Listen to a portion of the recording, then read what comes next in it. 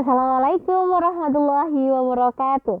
Selamat Ibu Tanri hadir menyapa kalian yang sudah siap untuk belajar tentang berbahasa Indonesia yang baik dan benar. Tentunya Bu Tanri harap kalian sudah mempersiapkan segala sesuatunya, karena pembelajarannya Bu Tanri ini kali ini kita belum tahu mau belajar tentang apa, tapi kita mulai dulu pembelajaran kita dengan bacaan basmalah. Bismillahirrahmanirrahim. Nah, baru kita intip, kita belajar tentang apa? Kita belajar tentang mengenal unsur-unsur teks resensi, anak-anak hebat. Nah, kalau sudah tahu bayangannya tentang teks resensi, ya kita harus mengenal dulu unsur-unsurnya. Capaian pembelajarannya ini ya anak-anak hebat. Dibaca. Harus ada dasarnya. Tujuan pembelajaran kita kali ini mau tentang apa sih Bu Tenri? Ternyata peserta didik mampu mengenali unsur-unsur teks resensi. Kegiatan pembelajarannya apa? Nah ini ya. Karya sastra bentuk prosa fiksi. Nah, kalau mendengar istilah resensi, kita juga harus mengetahui ternyata ada sesuatu yang kita bisa nilai. Kali ini yang kita nilai adalah karya sastra, bentuknya adalah prosa fiksi. Yang mana sih Bu Tenri? Yang seperti ini loh contohnya. Nih Bu Tenri juga mengutip dari hasil anak-anak hebat. Bagus ya karya sastra kalian. Ternyata kalian bisa. Kalau sudah mengenal tentang karya sastra tadi, kita kenal juga, harus kenalan juga dengan resensi. Apa sih Bu Tenri? Pernahkah kalian membaca sebuah resensi? Bagi yang sepertinya, apa sih Bu Tenri resensi? Tadi itu belajarnya tentang karya prosa fiksi. Kok sekarang masuknya ke resensi? Emang resensi apa? Belum pernah dengar. Kalau belum pernah dengar, baik nanti kita belajar. Tapi kalau sudah pernah, kira-kira hal apa saja yang ditulis dalam resensi anak-anak hebat? Nah, baik. Resensi adalah pertimbangan atau pembicaraan tentang karya. Dalam hal ini, resensi bertujuan untuk memberikan ulasan karya tersebut layak atau tidak oleh calon penikmat karya. Ya, struktur teks resensinya anak-anak hebat. Ada judul resensi, ada identitas karya, ada sinopsis isi karya, ada keunggulan karya, ada kelemahan karya, dan kesimpulan berupa ajakan menikmati karya. Nih contoh. Nah, kalau tadi sudah sekilas mengenal tentang strukturnya, ternyata apa ini Bu Tenri? Mengenal realitas keindonesiaan dalam kumpulan cerpen terbaik Kompas 2016. Ternyata ini adalah judul ya anak-anak hebat. Judul resensi. Judul resensi sebagai identitas kepala atau nama yang bersifat menjelaskan seluruh isi atau substansi resensi. Judul seharusnya bersifat menarik dan benar-benar menjiwai tulisan sehingga mampu menarik calon penikmat karya untuk membaca resensi tersebut. Awalnya Bu Tenri tidak tahu tentang karya tersebut. Kemudian membaca judul resensi, mengenal keindonesiaan, kira-kira apa ya? Keindonesiaan di mana ini? Nah, ternyata kita bukan hanya belajar tentang cerpen satu cerpen, tapi kepada belajarnya di kumpulan cerpen terbaik Kompas 2016. Nah, seperti itu. Jadi ada judul yang menghipnotis saya sehingga saya membaca karya tersebut. Nah, kalau yang ini adalah identitas karya ya anak-anak hebat, karena memang ini contoh saja ya, ini contoh.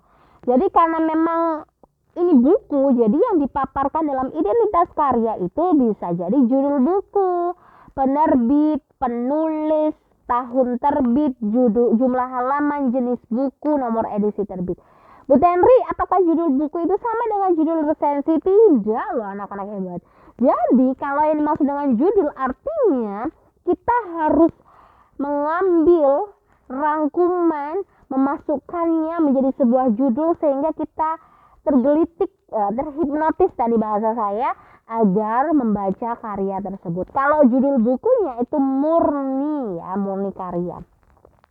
Unsur resensi ini mengidentifikasi karya yang sedang dibahas. Jika karya adalah film, identitas meliputi judul, nama sutradara, periode tayang, durasi, penulis skenario, aktor, media tayang, dan lain-lain.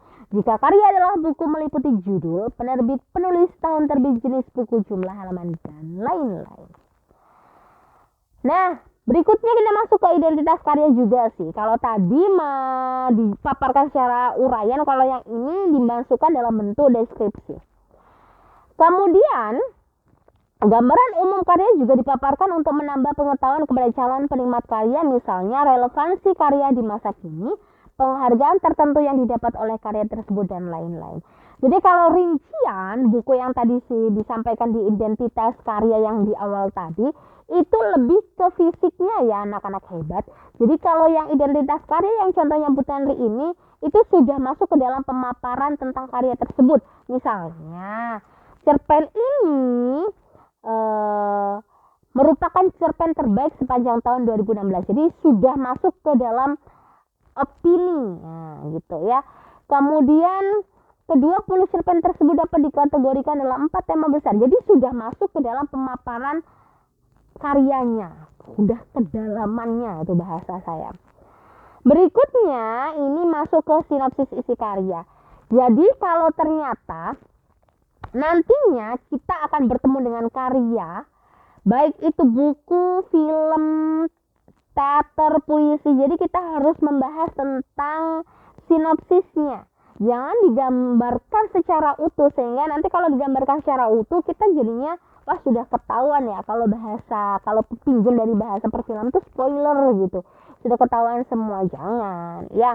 Jadi sinopsis isi karya itu memberikan ringkasan singkat tentang karya tanpa menceritakan isi secara rinci. Jadi cari bikin kalimat-kalimat yang menghipnotis calon penikmat karya sehingga saya itu tertarik untuk baca karyamu, kemudian tertarik untuk menonton karyamu ya, untuk menganalisis puisi karyamu, contohnya seperti itu ya.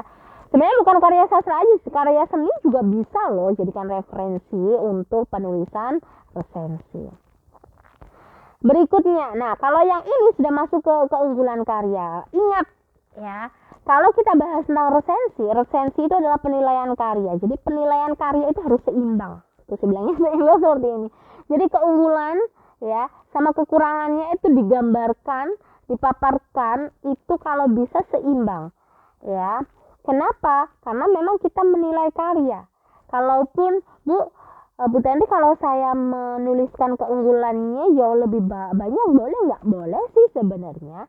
Tapi keseimbangan penilaian kita itu masih perlu ditanyakan ya. Menyebutkan dan menjelaskan keunggulan-keunggulan hal-hal positif dari isi karya disertai dengan bukti. Jadi jangan hanya bilang, nih contoh nih, kalau misalnya Bu Tenri yang menulis sebuah resensi pada struktur keunggulan karya. Temanya bagus. Nah itu masih belum spesifik. Alur yang dipaparkan juga sangat runtut. Saya nggak butuh itunya, tapi gambarkan secara rinci. Kira-kira kamu menyampaikan bahwa alurnya sangat runtut, itu buktinya mana? Ya, kemudian misalnya acting yang disampaikan saat drama itu sudah sesuai dengan konsep acting yang ekspresinya, yang geraknya, kemudian sama vokalnya itu juga sudah baik, dikatakan baiknya sebelah mana. Nah itu jadi dipaparkan bukan hanya sekedar penyampaian penilaian saja, tapi harus didasarkan dengan bukti yang ada ya. Kemudian berikutnya ada kelemahan karya yang Bu Tenri sampaikan tadi. Kelemahan karya dipaparkan dalam bentuk kritik yang membangun. Anak-anak hebat.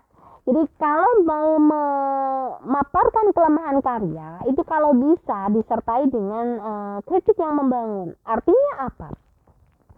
Kamu bikin sebuah penilaian, tentunya bukan hanya saja karya yang kamu nilai, tapi juga penulisnya, pencetusnya, kemudian pembuat karya tersebut juga mendapatkan masukan-masukan dari penilaian kamu. Jadi kalau mau menuliskan kelemahan bukan hanya menjatuhkan, tapi harus ada solusinya alias kritik yang membangun. Kemudian ada kesimpulannya. Dari kelemahannya, dari keunggulannya tadi disimpulkan sehingga nantinya orang itu atau calon penikmat karya mengetahui kira-kira ini ajakan kita ini mau ke arah sana atau bagaimana, sehingga kita punya dasar. Oh ternyata setelah saya baca referensi yang ditulis oleh si A, kita mengetahui ada titik lemahnya, ada keunggulannya sebelah sini. Jadi seperti itu ya. Kesimpulan biasanya berisi ajakan atau imbauan untuk membeli dan menikmati karya tersebut. Sehingga ketika kita sudah menikmati karya tersebut, kita sudah bisa mengucapkan, oh iya, memang bagus. Oh iya, ternyata memang ada titik lemahnya sebelah sini. Begitu anak-anak hebat ya. Jadi ini adalah struktur-struktur yang ada pada teks resensi. Nah, anak-anak hebat, jika kalian sudah mengetahui tentang struktur teks resensi, yuk kita ulangi lagi apa saja sih struktur teks resensi. Lah, ini dia. Struktur teks resensinya mulai dari judul resensi, identitas karya, sinopsis isi karya, keunggulan karya, kelemahan karya, dan kesimpulan berupa ajakan menikmati karya.